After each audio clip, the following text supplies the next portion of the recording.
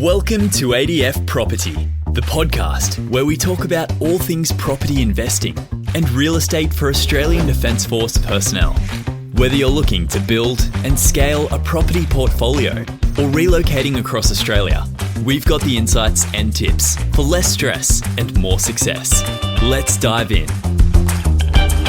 Well, good day everyone, it's Liam Garman here, Managing Editor of Real Estate at Momentum Media, the team that brings you the ADF Property Podcast, and I'm with my co-host, as always, Kane Dury, Director and Lead Buyers Agent at Discover Buyers Agency. Kane, welcome back to the podcast. It's been another day. Oh, I know. It's when was the last time we met up? About a month and a half ago. Yeah, about a month ago, just before it was mid-December. Yeah. So, well, we went out for a nice lunch. It does over that Christmas, New Year's break. Your time of seems your like time warps. Yeah, it does, doesn't it? Seems like double the time. Yeah.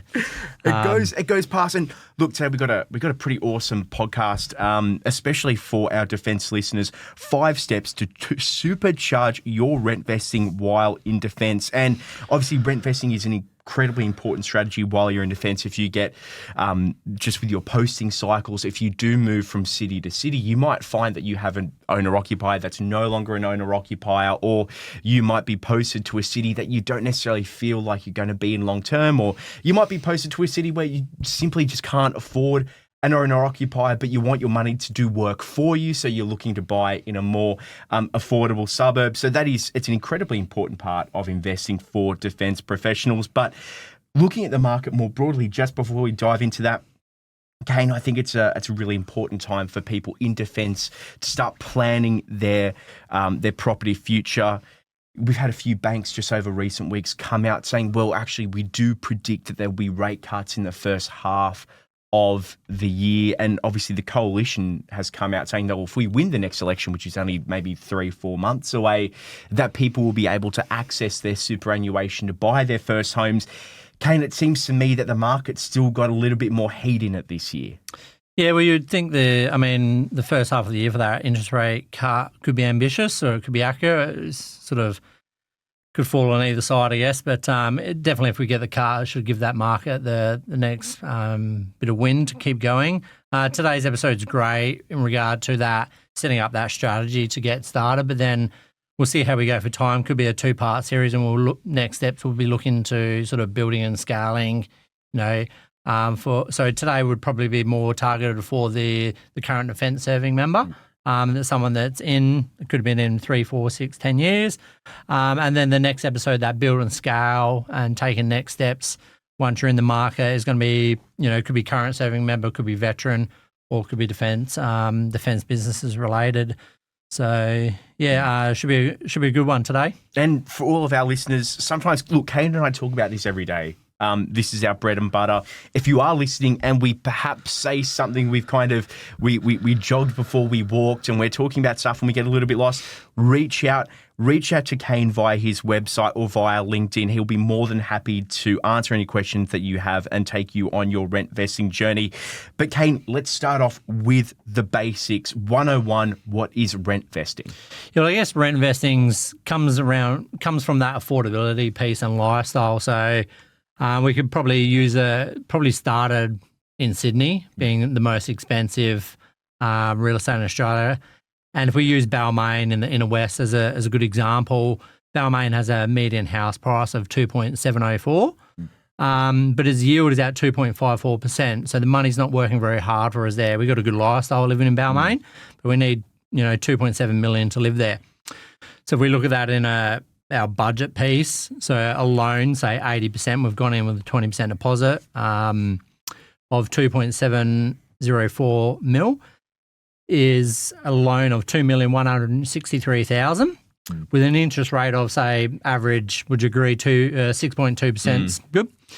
Over a 30-year term, repayments are going to sit around $3,055 principal and interest per week. That's pretty hefty. That's hefty. I don't know about you, Lam, but I'm certainly not affording $3,000 a week in mortgage repayments. But if we were to rent that same property with a median price in Balmain, the yield for Balmain is 2.54%. So to rent that equivalent property is $1,320 per week. So huge difference, less than half. in a cost for our lifestyle to live in Balmain. So then what we do is go and take our money, we rent our lifestyle that we want, and then we go invest elsewhere and we chase better yields. So we might look at markets like Anna Grove in the Mackay region, 4.93% with a median price of 560. Bigger waters on the Gold Coast, so a major capital, southeast Queensland, still yield of 4.44% with about $1 million median. Berserker up in Rockhampton, 5.78 with a median of 394. Or Bundaberg South, 5.28% yield with a median of 471.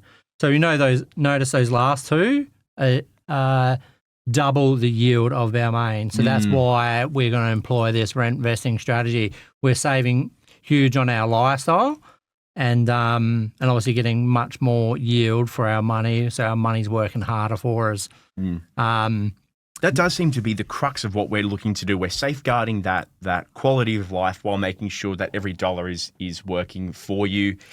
Because ultimately the maths doesn't lie that your money, your return is going to go further in perhaps some of these outer metropolitan areas or just in other cities than if you were to buy in Sydney. So if you were to say put every dollar, if you can afford that $3,000 principal and interest a week, not many people can. If you could afford that, well, that's all you can really afford. However, if you say rent there, you have the same lifestyle, you take that extra, that extra $1,700 a week, and then you can actually maybe buy multiple smaller properties, or you can buy properties that pay themselves off. So you're actually paying down that asset long term. Yeah. And we might use some market heat indicators, days on market, vendor discount, some of these metrics that we can look at to then go place our money in smarter markets. Whereas if we buy and live in the property in Balmain, we're tied to that point of the market, whether it's hot, cold or other. And we're just tied to that point because that's where we're choosing to live from a lifestyle factor. But like you say, we can rent there and then go break that 2.7 million up, say, and buy 2, 3, 4 assets in smarter markets and start planting flags around Australia, chasing that growth. It's going to have an impact on our balance sheet or our household balance sheet. And for defence members, it makes sense why this is so important. If you're in Navy and you're posted to, say, Mossman, or I know there's a naval base in near McMahon's Point, Waverton, I think, in Sydney, these are super expensive areas. I mean, these are, you can actually see, you look across the harbour and you're actually looking at Balmain. So I'd hazard to guess maybe house prices are even a little bit more at Balmain or about the same. If you're a member of Defence, well, chances are you probably can't afford that $3,000 a week repayment anyway. But you've got your rental assistance. You can live in these areas. So it's about identifying what other markets around Australia can I put my money in that I'm getting a return in. I can put myself in these shoes very effectively. When I first started my property journey, my wife and I, we were living in McMahon's Point, which is in Sydney on the lower North Shore on the harbour. And we had a very nice apartment, which we were renting. And the value of properties in that area were obviously astoundingly high. And we did a bit of a back of envelope calculation. About how much our landlord was making. And we're like, well, we're paying this much in rent. And this is what we see online. I think it was realestate.com.au, what the last sale price was. And we're like, oh my gosh, like their yield is dangerously low. It'd probably be lower because this was... the numbers don't lie. The numbers don't lie. This was about 2020 or 2021 when you had that rental dip after COVID. And I think it would have been below that 2.4. And so we were like, well, why don't we then rent vest? Why don't we put our money in different markets around Australia? And we dipped our toe in different places around Brisbane and different places around Queensland, where ultimately you're going to get tenants that are paying off an asset for you long term, and also not burdening your back pocket, that you're not going to necessarily be having to pay every extra cent you have into holding this asset. Yeah. And if you ever want to cross-reference or fact check this, create a spreadsheet and just run the numbers yourself. Look at what is the yield for the area, work it out on an average rent, the repayments on the loan. The numbers won't lie, like we were saying. But there's such great taking the defence side out of it for a moment, but rent vesting as a strategy, the tax position's better because we've got tax-deductible debt on the investments and we're renting versus having non-deductible debt on our home. So that would be for an owner-occupier, you don't get those tax benefits. That's right. Whereas when we buy an investment property, we get tax benefits on claiming the interest, the loss. You talk to your accountant and they'll help you crunch all the numbers. So in that, just to make sure, like a lot of our listeners will be going on their journey for the first time.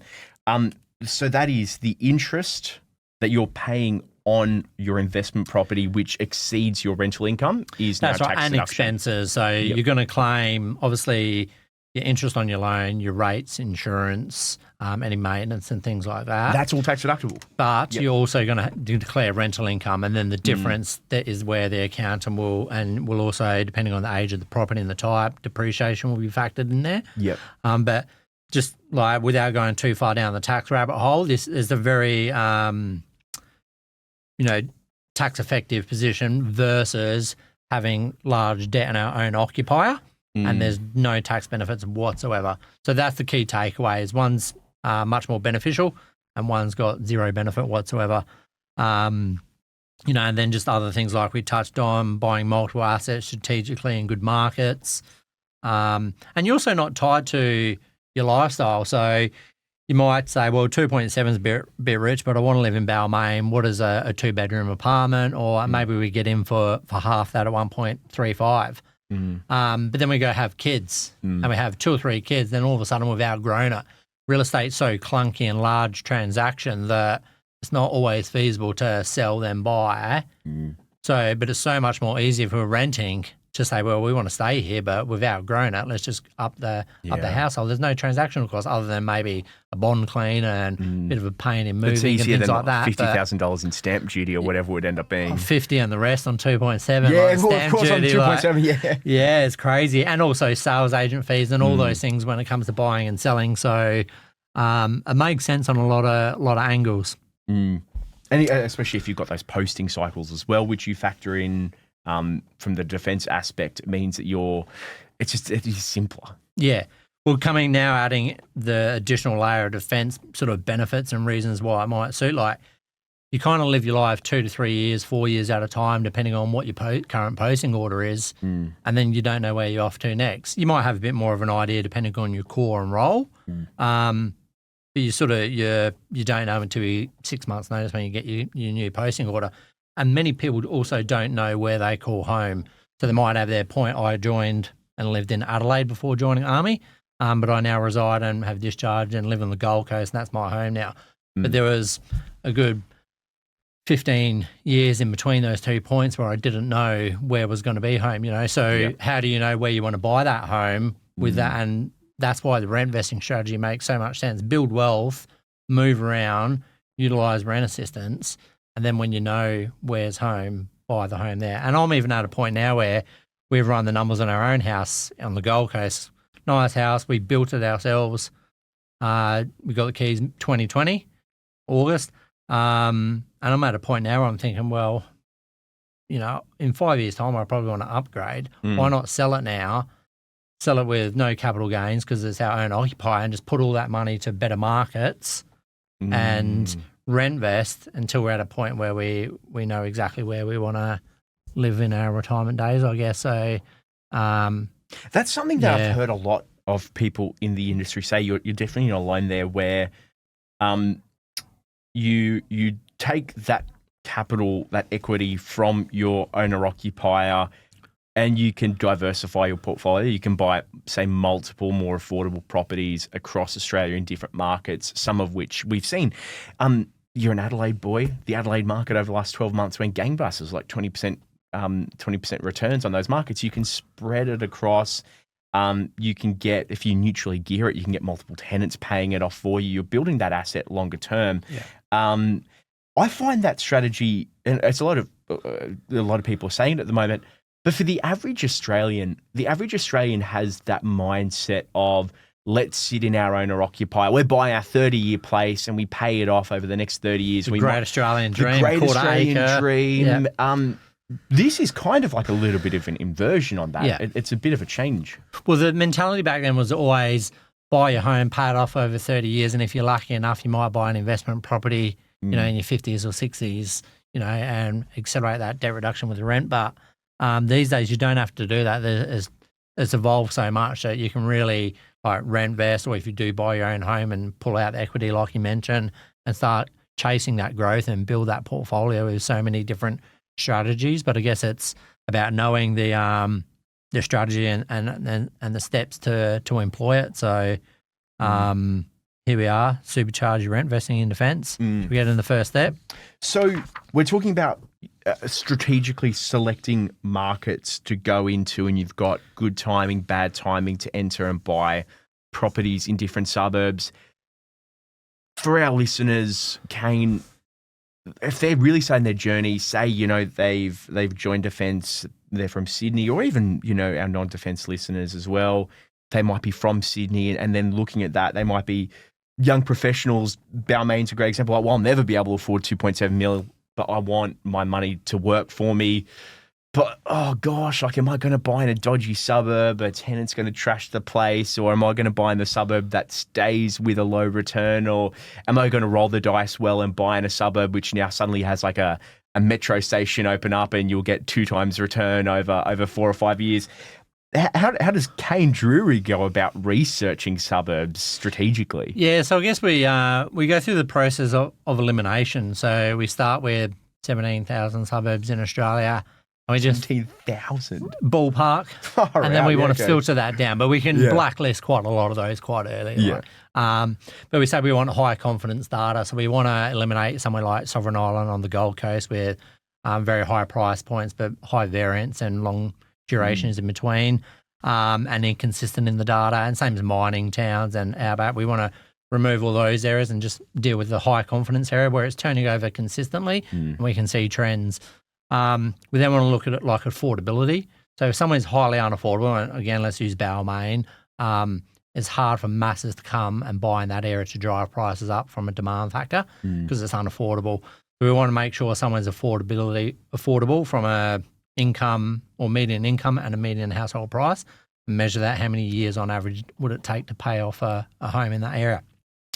Then factor in a couple of supply metrics. So we know supply and demand impacts price.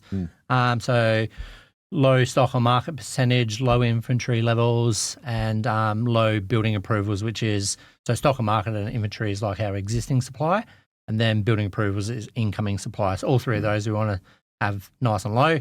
Couple of demand factors, vacancy rates, hold period, making sure that we've got some demand to match our low supply. And that alone with affordable confidence, affordability, supply and demand, that's going to help. And then we just want to cross-reference all that with the trend lines of those data points and also the long-term growth. And, we're doing that process, we're going to get down to potentially, depending on how tight you put the metrics, less than 100 suburbs in Australia. Wow. But then we got to factor in the buyer brief as well. So 100 can be pretty tight. Yep. Like if those 100 are all sitting around, 700, 800, 900 in the budget, 600, we got to loosen some off to get a broader pile of suburbs, then set a budget on there as well to make sure that we're buying in the right suburb for our price point. Yeah, absolutely. A good one. And on that note, it's pretty wild that you can whittle it down from 17,000 to 100 because it shows that it's like 99. I'm not a good maths, but 99.9 whatever. Yeah.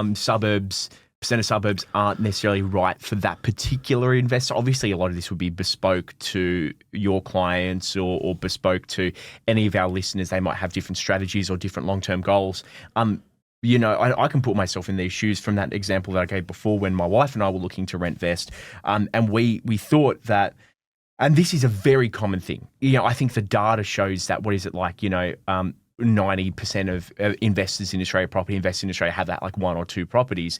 What my wife and I were looking at, we were like, okay, let's go throw our money down on the kind of inner middle ring of Brisbane. We would think it ticks all the boxes in terms of capital growth. Coming from Sydney, if you're a 15-minute drive into Brisbane CBD, that's pretty easy. It can take me an hour to drive a couple of kilometres in Sydney.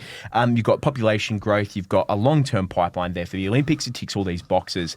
And some of the properties there we're looking at, we put on a few offers and we weren't successful at the time. But we count our blessings for it, because when we look at our financial situation now, and it's improved, but it's a case of actually we would have been shackled to one property. Now that one property would have given us quite a good equity boost. Since then, it's probably gone up 30%. It would have been quite a great equity boost, but not as much as if you play the debt game smart. If you play the debt and rental game smart, which is instead of buying maybe $1 million house, you buy 3 or 4 $450,000 houses, just when you play that debt game really smart and play the yield game smart.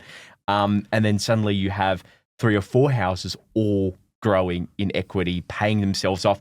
And what that means for your back pocket is your out-of-pocket expenses on maintaining that asset aren't as high as well, because you would have capped yourself off at the one, paying that one place down, whereas your renters are taking the job for you on the other 3 or 4 places. So your financial situation's healthier as well. Like you can still afford to go out and have the nice meal, because you're not counting pennies at the end of the month and say, oh crap, like I must have come up with an extra $100. I can't afford to play the place in Queensland that I'm never going to live in or step my foot in. So it is interesting, and it's something that a lot of investors do have to come to terms with, I think. And I think you hit the nail on the head that property is a game of debt. And that's why having that relationship with the broker is key, that understands building a portfolio, because the broker or the banker, but I would always advocate for a broker, is the gatekeeper to the debt, and the debt is what's allow us to keep building and building. And also buyer's agents like yourselves who know just have that kind of that day-to-day kind of understanding of when you come in. Like when we came in, we ticked all the logical boxes. Yeah, we think these suburbs will go up, whatever. But Brisbane's a classic example of actually, that street is underwater in the floods. When Brisbane gets flooded every 3 years, like, no, don't go to that street. If you go one street up the hill, which is, it might be $40,000, $50,000 more, but long term, you've got a much safer asset. That's why you partner with experts to make sure that you're not necessarily going to be making a wrong foot. Now, Kane, you've very helpfully set out a few steps for rent vesting for our listeners. So step one, I guess, is preparation mode. So we're going to use a bit of a test case, and this person's been in defence, say, 4 years, and we'll give them, they were maybe a private, and they've progressed to corporal. So that's where our starting point, I guess. So the 4 years has got to put them on mid-tier or tier 2 of DOHAS. I did a quick search yesterday. There's 82 suburbs with a house median price under $800K in Brisbane. In Brisbane alone. So this person's potentially posted to Enoggera, let's say, and another 95 odd suburbs with a median price under 800 for units. That's 2, 3, 4 bedders, only filtering purely by the median price. And their savings target is $35K, right, which is going to represent about 5. They're targeting a purchase price of 700 or under 700, and we'll touch on that in step 2. So while they're in savings mode, they're going to opt for the cheapest defence accommodation they can, whether that's living in accommodation, LIA, or rent assistance already, but probably sharing with a couple of colleagues to make sure they're saving the most amount as possible. Another consideration for these guys in this saving mode is going to be the bank of mum and dad. So the bank of mum and dad is essentially, mum and dad have probably had quite a bit of growth in their property if they've owned it for quite a while, potentially paid down the mortgage, and they've got a fair bit of equity there. And the bank of mum and dad is essentially just borrowing some of that equity, as long as we can afford it on a cash flow basis when we go for our loan. That's going to get us in the market a little bit quicker, and we might be halfway to our savings target, and we can access a little bit of help from mum and dad. We could be not even started, and there's options there. That's where the broker comes in handy. And then obviously reducing, having an early conversation with the broker, reducing our debts, credit cards, car loans, all those sorts of things. Really just in savings mode, setting ourselves up until we're ready to pull the trigger. No jet skis. No jet skis, no mate. jet skis. I know you love your jet ski. No Hiluxes. I'm sorry. It's a heartbreaking thing, I know. Yeah. But you can't do it. They'll come later. It'll come later. And will come later once you've got your property portfolio and you've got your passive income, you'll be able to have it. I promise you. It's not going to be easy, but anything, it's worth it. No, and they all do add up, any of that. The minor debts, they kind of sum right across everything. So what's step 2? Step 2, we get into buy mode. So we've hit our 35K target, and we're going to target suburbs or purchase price for 700K or under. The reason for that's where our 35K comes from, represents about 5%. We're going to use HPAS, which is about 17,000, and once it's taxed, we end up with about 11. So what's HPAS, sorry? Home Purchase Assistance Scheme. And it's a a lump sum defence. Yep. But is generally not available till after settlement. So we do get it. So what we're going to do with that is use that as our post-purchase savings that we sit in our offset account to reduce interest on the loan. And that's going to be our buffer money because it's not available generally till after settlement. So we can exhaust pretty much everything that we've got knowing that HPAS is coming after settlement, and we'll have some buffer money in the account, and 11,000 is a pretty good starting point. So you can dip into your savings a little bit more than you're comfortable with. Well, yeah, you just have to hit your 35, plus building and repairs and conveyance and a few other expenses and things like that. But you hit your savings target knowing that you're going to have some post-purchase liquidity or cash in the bank. So we got HPAS. We apply for that once we've got a contract and a property under contract. We're also going to use the first home loan deposit scheme, which means we can get a 95% loan with no LMI, so no mortgage insurance. For those that don't know what lender's mortgage insurance is, essentially it's an insurance premium that you'll pay on purchase when you get the loan that covers the bank if you default, and it's generally applicable from 80% up to your 95 and above. And then we're also going to use, as we've been in 4 years, Tier 2 of DOHAS.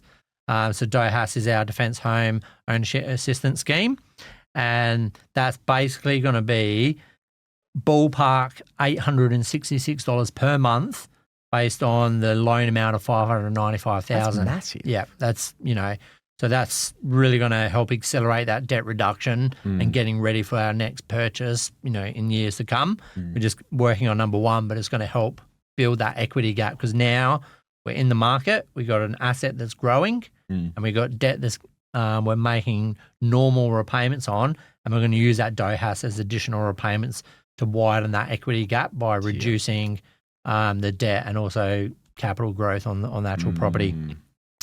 Now, there is an argument out there amongst sort of some people that I've spoke to through about using DOHAS and HPAS earlier in our property journey or career versus saving it and banking the years of subsidy that we're entitled to and using it maybe say we do 20 years and we use it when we discharge. I guess the theory of using it now is, if we've got a 35, call it 40,000, we've saved to 40,000 and HPAS is 11, about 25% of our, presuming there's no other assets and we're a young defence member with our 40,000. 11,000, call it 10, is about 25% of our total net worth almost, So it's a fairly large percentage boost of our total position versus, 20 years down the track, we have a couple of properties, say 2 properties at 750,000 and, we've got a bit of growth on each one. Overall debt might be 900,000. 11,000 HPAS then is a lot less helpful because it's a lot smaller percentage of our overall position. So when we've got that much equity in the second case there with 2 properties, 900K debt, we've probably got enough equity to buy another property without the need of HPAS. So if HPAS is going to accelerate the start, the first one is always the hardest. So using it early sets us up to get started. And then once we're started and we've got that first property, we're getting that growth, we're reducing debt. So using it early and capitalising on that opportunity, I feel, is going to help us accelerate the start point, which is always the slowest. So that makes a lot of sense. I'm just kind of curious on one thing you said, which was like using it later in your career. Does it accumulate? Well, the DOHAS repayment entitlement accumulates. Yeah, so right. it depends on how many years you've served. So the minimum is 2 years, and then you keep accumulating. So if you've done 10 years and you haven't used it yet, when you do, you've got 8 years of entitlement post So what, you claim it in bulk or what? Well, it's part of the loan and it's pre-approved up front.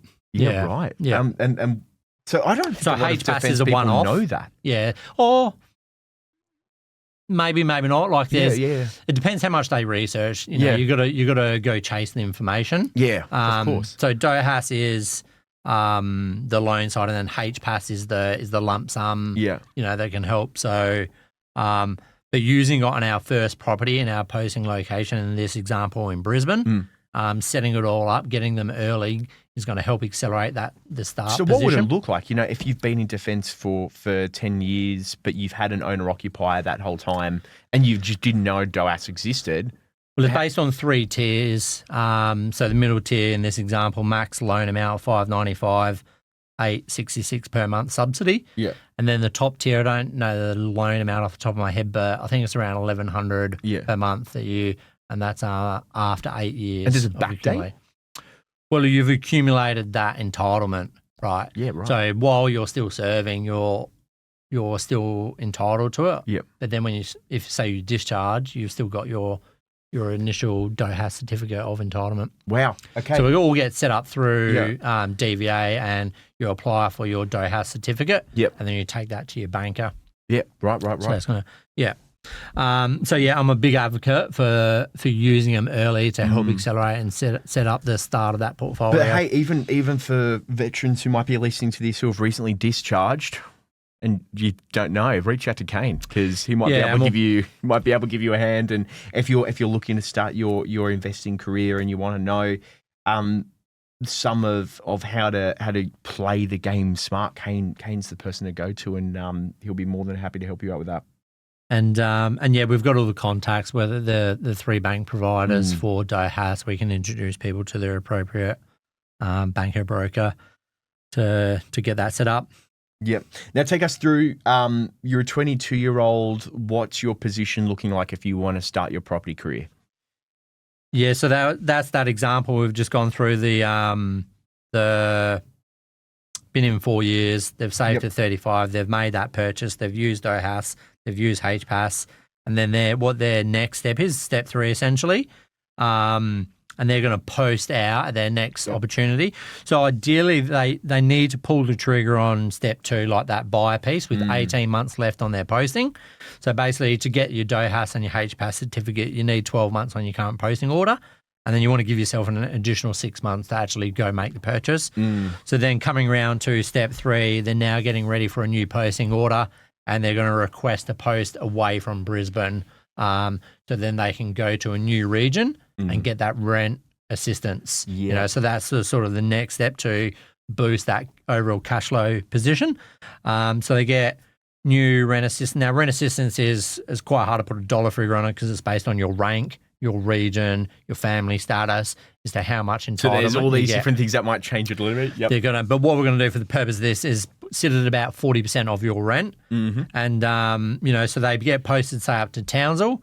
And for a single member, their rent ceiling, because there's also a ceiling on how much. You can't just go rent the penthouse for $1,000 a week. What? But in Townsville, the rent ceiling might be around $450, $460, and they're going to get about 40% or about $180 per week in subsidy for that. Yep. And to make it a little bit cheaper, we might sort of rent with a couple of mates as well. We don't all get that exact amount each. Like as we have more people living in the house, it does get watered down a little bit, but also all the other outgoings of the house are cheaper as well because they're split amongst you. So, so you're able, just to confirm, you're able to receive rental assistance and DOHAS at the same time. Yes, but you've got to be posted to a new region. Yep. And you have to you can't get them at the same time. You get one first. Yep. Set that up. Oh, so not simultaneously. So it's kind of like sequential. Yeah. You'll have them at the same. Like, say this might be 2 years after this person's purchased their property, and they've then gotten to Townsville. They're getting rent assistance because they've been posted away. We've got DOHAS on the property that they purchased. Yep. They then get posted away because they've been posted away. They still retain that property and that loan, so they still retain the DOHAS subsidy coming in. 100%. So that puts that one property cash flow not through the roof, but it boosts it well beyond positive straight up because you've got that additional 866 coming in. Yeah, without a doubt. And that seems to be, so with your 866, we would expect it probably wouldn't be negative geared by that not point. really. It's not really negative geared. And yeah. when you're potentially, saving 40% of your rent with a new posting cycle, that's where you can start building up your savings for price number that's 2. Next step. Oh, exactly. I jumped the gun. No, but we're done on step 3. 4. Yeah. Okay, let's go. Yeah, so we've posted to the new region, we've got our rent assistance and we're renting, and then step 4 is, as Number you're saying, 2. Yeah. building the cash flow for the next property, which is essentially focusing on debt reduction, reviewing the property performance, reviewing our position. So kind of like step 1 where we're getting ready for the next one. So again, we're focusing on debt reduction on the existing property that we've got, not getting that jet ski. No more jet skis. Yeah. We've got to get a few more properties before we get to the jet ski stage. Yeah. And continually just review the property. How's it going? Do an annual check-in with your buyer's agent, an annual check-in with your banker or broker. Ask for a rate review on your loan. Make sure it's still sharp. But when we put those two, the 2 entitlements together, we got 866 on DOHAS and 180 a week. I don't know what your maths is like, but times that by 4.33 and we're probably at 790. I don't Let's know. call it 790. Yeah, sure. And so 790 with our 866, we're like $1,600 better off. For a non-defense person. Many people, non-defense, are out there employing the rent vesting strategy because it's so good on the spreadsheet, on numbers to employ. Then we've got the opportunity to add potentially around $1,600 a month in benefit to accelerate. Times that by 12 per month. You're close to $1,800. Yeah, 18,000. Towards your next property per year. Which is massive. Given that the maths going back to step 2, you're talking about 35 for your 5% deposit. Now that does include things like lender's mortgage insurance and your first loan deposit scheme. But this is kind of that $18,000 kind of just savings that you just happen to build up. That's not including you actually squirreling away. And if you can save as well on top, that's right. Yeah. So then what do we need to look out for at that point? Because we're talking a few years down the track. There might be a bit of lifestyle creep. There might be other factors of consideration here. Yeah, I love it. So lifestyle creep is one thing we want to keep in check. I think we spoke about a few episodes ago, and then it was a 10-point episode, but essentially not allowing lifestyle creep to come into the equation when we do get maybe a CPI pay rise or promoted and things like that. We might spend a little bit extra of that new cash flow, but the more that we can put away into our savings and reducing that debt, minimising that interest, getting ready for property number 2, the faster we're going to. And it is a compound effect. So jump online and just Google a compound interest calculator. The start is the slowest point, but it's the harder we work, the more we can power through that slow stage. So it doesn't feel like it in the early days, but putting all those extra dollars away really does make a big difference in the compound effect in the later years. So go hard early, and it's what's going to allow you to build. Now, like the lifestyle creep aspect, it's. I think a lot of our listeners were, oh yeah, of course. Like what you're just saying is, don't spend money when you get your promotion. Funnily enough, how much like psychological research has been done on lifestyle creep? I'd love to hear it. Just reams and reams and reams of people subconsciously just picking up their spending, even without, not even like, oh, I've got my promotion, I'm going to go on a holiday to Greece. That's a really egregious thing to do. But the amount of psychological research on people just incidentally spending more. And a great example would be if I go back to the beginning of my career.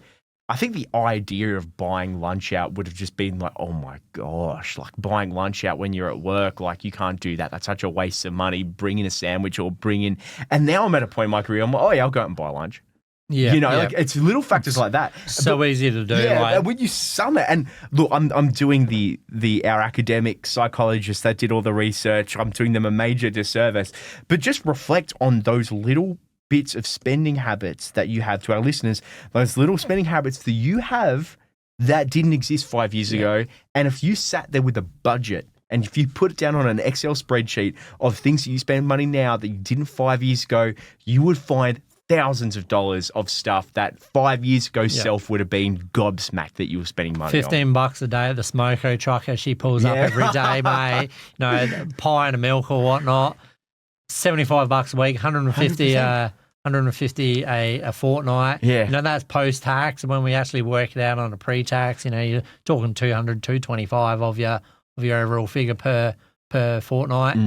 It adds up. It's so easy to do because everything we just tap to when we pay. Like there's no, that we're not counting dollars out of our wallet anymore. It's like you're opening your wallet and you're like, oh, there were a few more notes in there last time I checked. Mate, you can tap with your watch and your ring these days. You don't even realize, and that probably ties into that lifestyle creep as well. Now we're at a point where we're looking to scale, and that takes us to step 5. Yeah, I think before we get on that, it's important to say here that all these numbers that we've made up are just sort of scenario based on a person that we've used as an example. Ballpark figures, and there's many factors impacting DOHAS, impacting entitlements, and impacting rent assistance. How to make sure that we put ourselves in a position where we can actually get these and sort of don't shoot ourselves in the foot by getting the sequencing wrong or. Like we don't want to purchase, if we are in Brisbane, maybe purchasing an investment in Townsville might not be a great idea. Yeah. Because if we get posted up to Towns and we have a property there, then we don't get entitled to rent assistance, even if it's an investment because we live there. So we want to consider strategies to avoid that. Like, is there another market that's in a similar stage of its growth cycle and price point where we could get an investment and still get the same performance as we would in Townsville? But then when we get posted to Townsville, we don't have an asset there, or is it appropriate to maybe consider a trust? I know trust is a bit of a buzzword around property investing at the moment. And this is probably a strategy that's different to the buzzword of, that preserve borrowing capacity. But if we have a property in a trust in Townsville, potentially that may still allow us to receive. So the key takeaway is planning it out, months in advance to make sure that we've got our sequence of events of what our strategy is sort of targeting to get into that accelerated or supercharged rentvesting position. Now, I understand, they are like kind of hypothetical figures, and you've got your kind of hypothetical digger there that's now slowly going up. But at the crux of it, it shows it can be done. Oh, 100%. That's the big takeaway for our listeners, and wherever you are in your investment journey, even if you're just starting off and you're diving into this podcast, you're like, oh, it's the ADF Property Podcast, the Defence Property Podcast. Like, I wonder what little tips and tricks there are going to be, and I can pick up. More than anything, it's like, hey, if you have that long-term strategy, if you know that this is something that you want to do, don't be frightened of doing it. Or on the flip side, a lot of people can get hung up, and you could say, oh, I'm posted out at Holsworthy. Yeah. The average house price is so high, I'll never get on the property ladder. Actually, there are avenues. Yeah, that's right. And this is an avenue. And this is a real scenario. So we've signed up a client at the moment. She's 20 years old. She's got 45K saved, and she's going to purchase her first one. She's been in over 2 years, so she qualifies to the lower level of DOHAS. Yeah. And then is already talking about how do I get posted away. And she signed up on a gap year. Did sign up for another 4 after that. Yeah. So, and she's gamifying it too. So at why 20 years wouldn't old. So because ADF gap you would, so your low level of DOHAS 2 years? 2 years. So you could be notionally, you're a gappy. Gappy's 1 year. 1 year, and then you sign up for 4. And then you're kind of like in your first year of full-time service, and you're already qualifying for something. Yeah, that's right. So, she's right getting close to that 2 year mark, ready to go. And then, so what does the 2 year look like? Well, I'd have to go check the DOHAS website to get the exact figures, but I'm putting you on the. Sorry, I'm putting $400 or $500, let's say. But again, go to the DOHAS website. All the information and steps to getting the DOHAS loan are there. When you think about it, it's heaps when you think about it. Now we're scaling our property empire. Yeah. So this is a couple of years down the track. We've seen a bit of growth on the property. We might do a whole episode on this next. Yep. And we'll talk about things like so the goal of what we're actually trying to achieve. Like this whole episode has just been on trying to achieve the first property. And then we say, well, what's the end goal? Fast forward 20, 30, 40 years, and what are we aiming for? And then we want to reverse engineer that plan. Yep. Once we've got the goal, the strategy, it's about picking those markets like we spoke about earlier, going through our hierarchy of data to filter down our numbers. We then want to basically search and source the property in those markets. So looking on market, off market. Then we want to carry out pretty strict due diligence. So we don't want something flood impacted. We don't want anything on a main road. We don't want anything with a power line hanging over it. All those detractors we want to eliminate. Call it our 100-point safety check. Yep. And then going on to negotiation and acquisition, actually buying the thing. So, and then rinse and repeat that until our projected numbers reach our goal. Yeah. So that'll sort of be the 4 or 5 key touch points of next episode, I think. Yeah, fantastic. And I know looking at the back end of this podcast and the downloads for this podcast have been going off. To our listeners, if you do have any specific touch points that you want us to cover off, I think it's reasonable. Reach out to Kane Dury or myself, Liam Garman. Reach out to us on LinkedIn or go on Kane's website and contact him through there if you do have any questions, because I think we can address some of these. It can be confusing, and especially ahead of next episode, we can go through those. One thing I would love to talk about in the next episode, Kane, and maybe this is something that we can prepare, and our listeners can reach out if they do have any specific questions to this, but that's where we can start getting into the debt game, where you do have that scale and you can start understanding where paying things down quicker might not work or might work. And one thing that I've actually been kind of playing around in my own mind, Kane, and maybe you can give some preliminary thoughts on this, is, at what point, do you sell a property? Yeah, great question. Do you sell a property and then realize the equity and then pay down what you have? And then do you maybe enjoy a little bit of passive income? Or, I don't know, some people are super happy to do that. Some people get really territorial and never want to sell. Yeah.